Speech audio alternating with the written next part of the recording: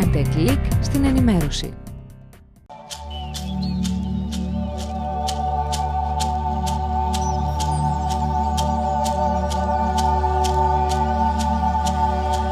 «70 επιστήμονες από τις ευρωπαϊκές χώρες και τις Ηνωμένες Πολιτείες θα βρεθούν τον Οκτώβριο στα Χανιά, καθώς το ξενοδοχείο Pilot Resort στη Γεωργιούπολη θα διεξαχθεί το 16ο Διεθνές Συνέδριο Υπερπροσωπικής Ψυχολογίας.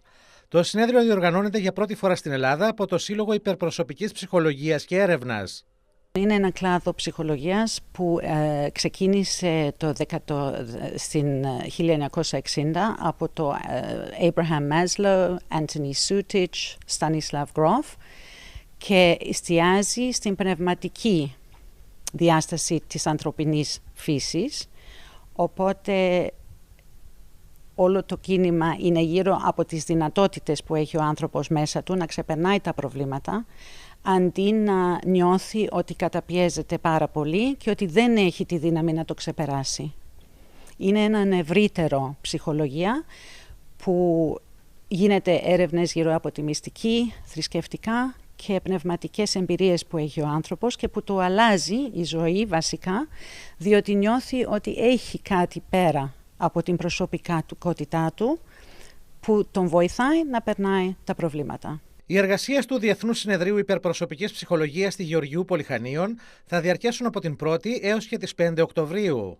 Στο συνέδριο θα έχουμε 62 ομιλητές από όλο τον κόσμο, 8 κυρίους ομιλητές, ανάμεσα τους κοροφή της υπερπροσωπικής ψυχολογίας όπως το David Lukoff, Stanley Krippner. Ξεκινάει με προ-συνεδριακές εκδηλώσεις στις 25 Σεπτεμβρίου.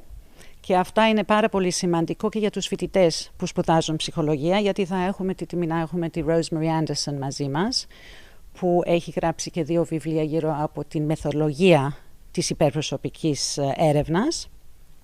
Το συνέδριο ξεκινάει στην 1η Οκτώβρη με 5 Οκτωβρίου και μετά θα έχουμε και μετασυνεδριακές εκδηλώσεις.